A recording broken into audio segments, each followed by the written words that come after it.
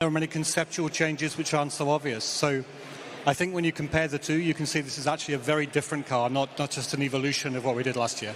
Okay, well, the beast has been unleashed, but I think we shouldn't be scared of it. Let's get a little bit closer and take a look at this car up close. Now, James, I'd love you to take me through some of the specific changes of this car from both an aerodynamic and mechanical perspective. Okay, so fundamentally the aerodynamic concept is very different, really, in many respects. Again, you can see the aggressive approach we've taken compared to last year. We'll run through this in a bit more detail in a second, but basically the whole thing has been a great teamwork effort on the basis that we've done a huge amount of packaging work, a lot of mechanical work to allow us to be more aggressive and future-proof for future developments as well. So I think if you took the hood off, you'd see a wonderfully packaged car that's allow us to be aggressive with the bodywork, and it's the same at the front with aspects of the front suspension. Now, something that is visible over here, I mean, I'm no engineer, but what I can see is definitely taken a new direction, is the front suspension. Talk me through it. Okay, so the front suspension is very new. Mechanically, it's a compromise. You never design this if you are a front suspension designer just designing a suspension for its own right. But we've gone for this suspension leg here. I think you can see it on the screen as well. Yes. That's a pull rod, and that's the way you actuate the springs and the dampers and the other mechanisms inside the tub here in front of us. That way of doing things is not nice mechanically. So you typically have a push rod which goes in the opposite direction and connects at the top of the chassis. So why have we done it?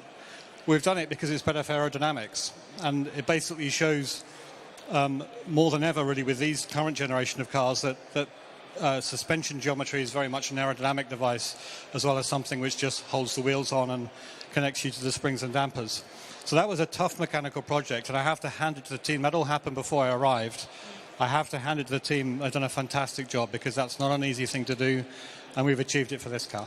Well, by the sound level in this room, it sounds like the car's definitely got the audience talking. Not sure what they're talking about, but I hope it's about this car. So do I. Well, one thing that definitely had Formula One audiences talking back when this regulation was introduced was bodywork, right? A lot of debate. We saw some pods, we saw no pods. We didn't know what was going on. Talk to me about the thinking behind the bodywork here. Okay, so this is a floor and a bodywork formula. So it's a ground effect car. So you generate a lot of your downforce from the floor, of course. But believe it or not, even though it doesn't look like it, the bodywork interacts very strongly with the floor. So what we saw is in 22, when these kind of style of cars first came out, we saw a diverse array of bodywork ideas, trying to exploit that as much as possible. It's began to boil down to something, I think, a little bit more, let's say, commonplace across the grid. We saw themes developing last year. And our bodywork, if we look at the side pods here, for example, is following that theme, but in a much more aggressive way than we were last year. It's much more 3D. It interacts with the floor in a different way. Great teamwork to get the packaging required to allow us to find all these volumes that we can exploit. And in fact, by the first race, we're going to see different shapes in this area. It's an area which is developing quickly, so it will be along these lines, but already it will have changed by even the first race. Very interesting. Well, I'm going to pick you back up on that one in a little second. But firstly, I'd love to talk about what's beneath the skin. I mean, the surface is beautiful. The shapes look different. But what is beneath the surface that we need to know about? Yeah, so, I mean, it's easy to talk about aerodynamics because we can see it. And, of course, it's a fundamental part of the performance of a car. But a lot of what allows that to happen is what is underneath the bodywork. But, of course, there's mechanical developments as well. So, like I said, if you took the hood off this car, you'd see a gearbox, which is along the lines of what we did last year with a few tweaks in certain areas to adapt to what the new car needs. Our colleagues at Ferrari providing the engine. But for that, everything is very, very different. We have a new front suspension, the way in which that works, for example, with our pull rods connecting to it, but the internals, the springs, the dampers, the rockers, all the mechanisms which allow the car to ride and set its right height and so on.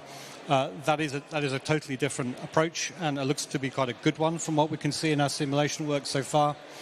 Like I said, the packaging of this area, which is predominantly electronic systems, engine systems in the side pod, that's really brave to go that small but still have it working, so the numbers stack up. Really, really brave and very intricate work's gone in there. And then as we work towards the back, it's a similar approach with moving things around, redeveloping things to allow us to package the car in such a way. So there will be some mechanical developments in this season as well. But the biggest one, I think, is the fact that the architecture of the car has changed to complement the aero.